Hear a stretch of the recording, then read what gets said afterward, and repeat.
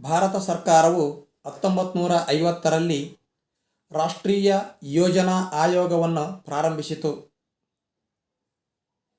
ಇದರ ಅಧ್ಯಕ್ಷರು ಭಾರತದ ಪ್ರಧಾನಮಂತ್ರಿಗಳಾಗಿರುತ್ತಾರೆ. ಪಂಡಿತ್ ಜವಾಹರ್ಲಾಲ್ ನೆಹರೂರವರು ಯೋಜನಾ ಆಯೋಗದ ಮೊದಲ ಅಧ್ಯಕ್ಷರಾಗಿರುತ್ತಾರೆ.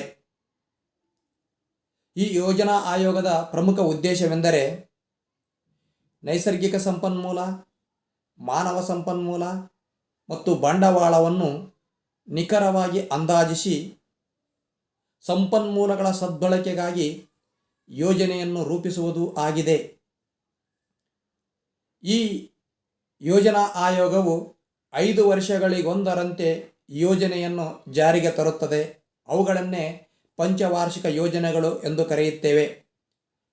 ಪ್ರಪಂಚದಲ್ಲಿ ಪ್ರಪ್ರಥಮವಾಗಿ 20ನೇ ಶತಮಾನದಲ್ಲಿ ಪಂಚವಾರ್ಷಿಕ ಯೋಜನೆಗಳನ್ನು ಜಾರಿಗೆ ತಂದ ದೇಶ USSR ಅಥವಾ ಸೋವಿಯತ್ ರಷ್ಯಾ. ಆ ಸೋವಿಯತ್ ರಷ್ಯಾದ ಅಧ್ಯಕ್ಷರಾಗಿರ್ತಕ್ಕಂಥ ಜೋಸೆಫ್ ಸ್ಟಾಲಿನ್ ಅವರು 1929ರಲ್ಲಿ ಪ್ರಪ್ರಥಮವಾಗಿ ಪಂಚವಾರ್ಷಿಕ ಯೋಜನೆಗಳನ್ನು ಜಾರಿಗೆ ತಂದರು.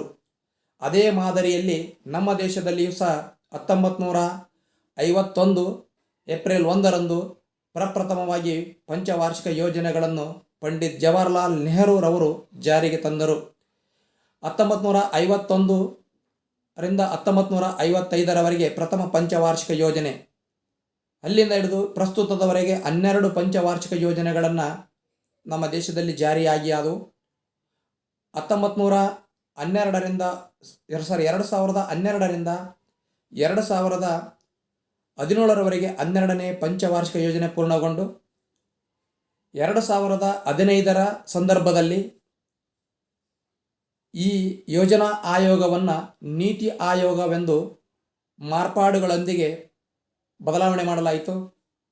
ಆವತ್ತಿನ ಪ್ರಧಾನಿಯಾಗಿರ್ತಕ್ಕಂಥ ನರೇಂದ್ರ ಮೋದಿಯವರು ಯೋಜನಾ ಆಯೋಗದ ಪ್ರಥಮ ಅಧ್ಯಕ್ಷರು ಆಗಿರುತ್ತಾರೆ.